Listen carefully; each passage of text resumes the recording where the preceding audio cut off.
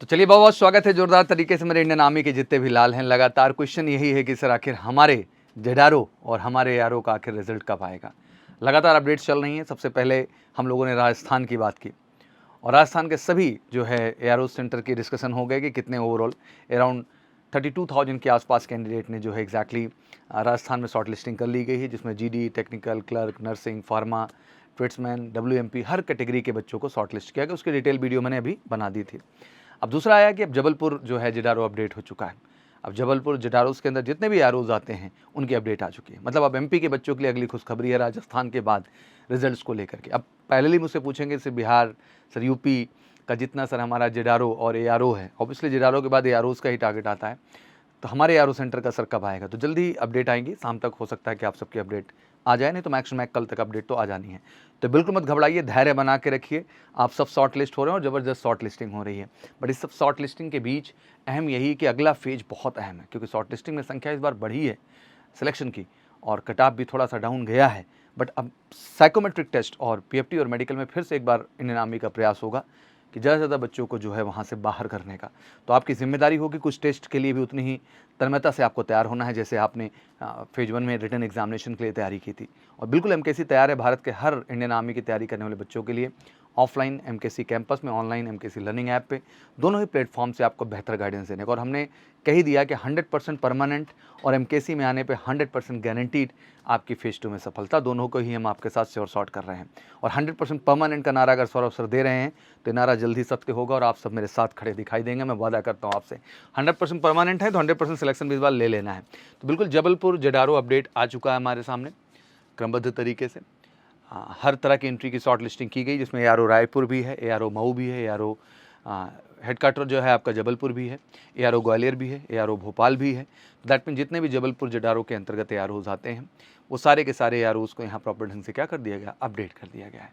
अब आइए और थोड़ा सा इसका डिस्कशन कर लेते हैं, क्योंकि सुबह हमने पूरा जेडारो जयपुर को देख लिया था डिटेल में, जिसमें हमने जोधपुर को प्रॉपर तरीके से, अलवर को प्रॉपर तरीके से, कोटा को, उसके साथ साथ हमने झुंझुनू को भी, और साथ ही साथ हमने जो है जयपुर रीजनल हेडक्वार्टर जो हमारा है आरओ है उसको भी हमने अपडेट कर दिया था आपके सामने। अब इसी कड़ी में मध्य प्रदेश में बिल्कुल जबलपुर जो हमारा जेडारो है उसके तहत हम बात करेंगे आज यहाँ पर उन सारे आरओज़ की जो कि एमपी मध्य प्रदेश के अंतर्गत आते हैं।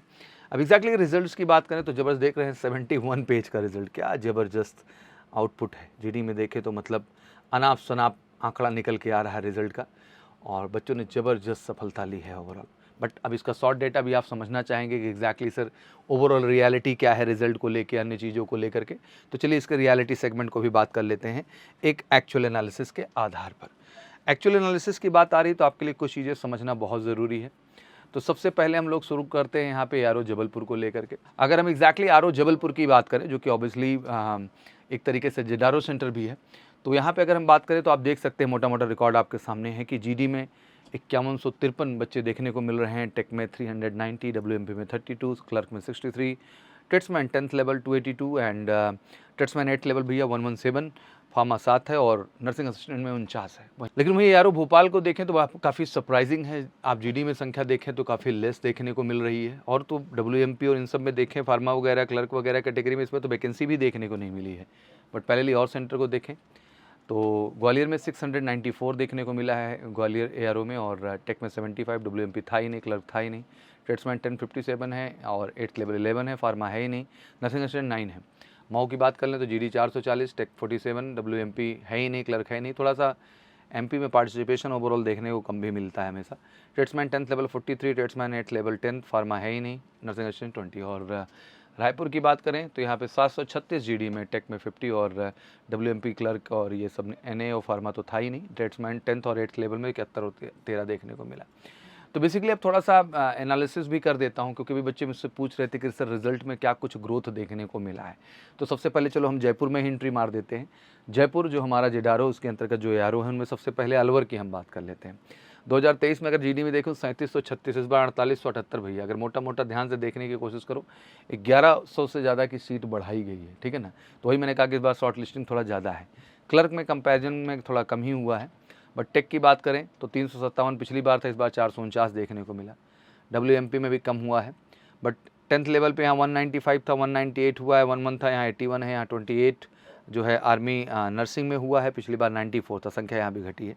पिछली बार टोटल देखा जाए तो 4914 देखने को मिला था और इस बार 57 से 71। तो ओवरऑल हम कह सकते हैं कि ग्रोथ है, लेकिन ये ग्रोथ टेक्निकली दो ही में ही देखने को मिली है, जीडी और टेक्निकल में बेसिकली कहूँगा।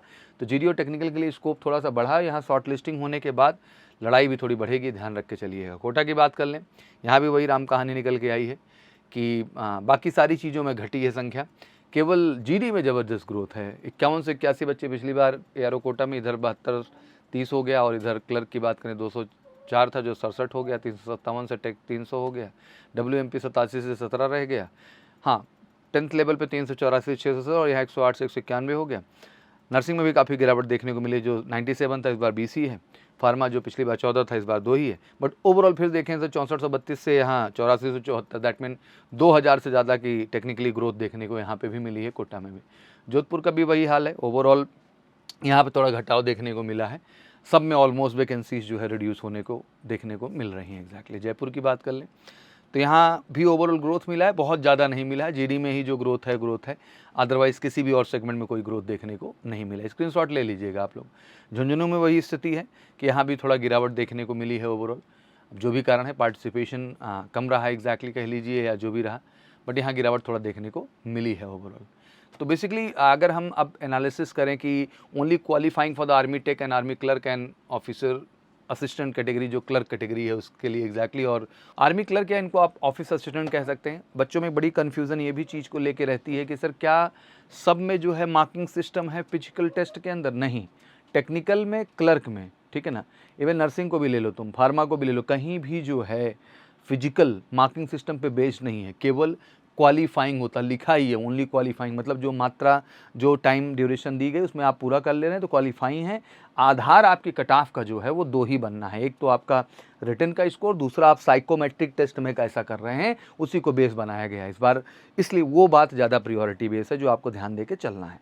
और उसकी तैयारी ज़बरदस्त एमकेसी में शुरुआत हो चुकी है। तो ऑफिशियल नंबर पे 9696330033 पे कॉल करके ऑफलाइन ऑनलाइन जहाँ कंफर्टेबल है जुड़ जाइएगा बिना देरी किए, ठीक है ना। एंड टाइमिंग देख ही सकते हो, ग्रुप 1 कैटेगरी में 5 मिनट 30 सेकंड देते हैं, और ग्रुप 2 में जो है 5 मिनट जो है 30 सेकंड से ज़्यादा हो जाए, 45 सेकंड तक रहे तो ग्रुप 2 कैटेगरी आ जाती है। पुशअप्स की बात कर लें तो आइडियली ग्रुप 1 में 10 है, 40 नंबर है, 9 कर पाए तो 33 ही मिलेगा। बाकी जो है घटते जाएंगे उसी क्रम में जैसे आपका रहेगा। बाकी 9 फीट डिच और जिगजैग जो होता है वो क्वालिफाइंग है, लेकिन ध्यान रखना टेक अग्निवीर ऑफिसर असिस्टेंट और इसके टीम में only need to qualify all test, ध्यान रखना इस केवल क्वालिफाइंग है, कोई भी स्कोरिंग का पार्ट यहाँ पे नहीं है, ध्यान रख के चलिएगा। केवल जीडी के लिए आपके और ट्रेड्समैन कैटेगरी के लिए जो है ये चीज़ ज़रूरी हो जाती है, ठीक है। जीडी के लिए, ट्रेड्समैन के लिए और डब्ल्यूएमपी के लिए ज़रूरी रहती है। आर्मी अग्निवीर फिजिकल डेट जो हम एक्सपेक्ट कर रहे हैं 20 से 25 जून है, और उसी दिन आपका साइकोमेट्रिक टेस्ट भी होना है। तो अभी से काउंट करूँ तो 1 महीने से ज़्यादा का समय नहीं मिल रहा है, तो जितना जल्दी आप आएंगे उतना आपके लिए बेहतर होगा बच्चा, जितना डिले करेंगे उतना नुकसान हो। ध्यान रखिएगा कि फिजिकल डेट ही नहीं है, ये सब डेट है, ये साइकोमेट्रिक टेस्ट का भी डेट है, ठीक है ना।